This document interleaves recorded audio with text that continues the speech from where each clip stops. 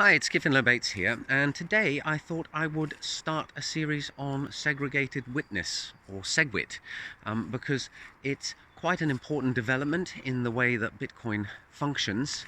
It was introduced back in 2017 to solve a couple of problems, namely something called transaction malleability, which I'll discuss in a later video, and also block size limitations, and therefore the number of transactions that Bitcoin can process.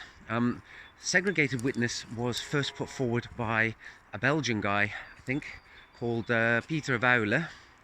Pieter, als je dit ziet, stuur me een verbindingsverzoek. Het is heel goed werk dat je op de Bitcoin gedaan hebt.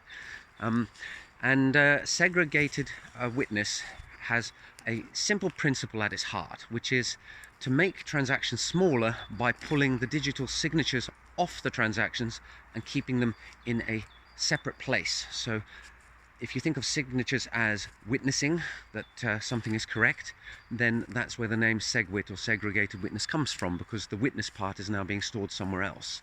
So let me explain that through the use of an analogy.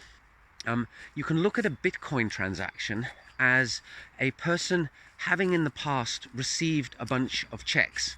Each check has a sum, pay to that person, and a signature on it.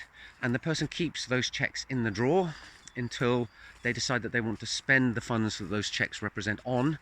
And what they do is they write a new bunch of checks themselves, saying who they're going to pay and signing it with their signature. And then they package the old checks, which show that they have the funds, and the new checks, which are the spending of those funds, into a transaction and send that to the Bitcoin network. Now, if you look at a check, you've got a bunch of information there. Then you've got how much to send, who to send it to, and this signature.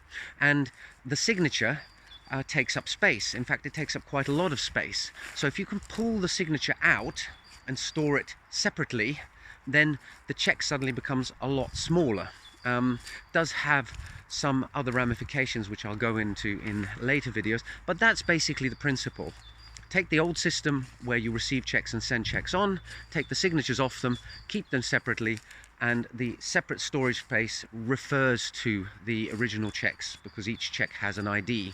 What that does is make the checks, i.e. the individual components of the transaction, smaller, and then because transactions are smaller, you can fit more into a block, and that allows you to keep the limitation on the size of the transaction section of a Bitcoin block at 1 megabyte, whilst fitting more transactions into it, and therefore the transaction processing rate of Bitcoin goes up. So I hope that helped a bit. I'll be going into what the issue with transaction malleability is in the next video, so hope to see you then. Bye for now.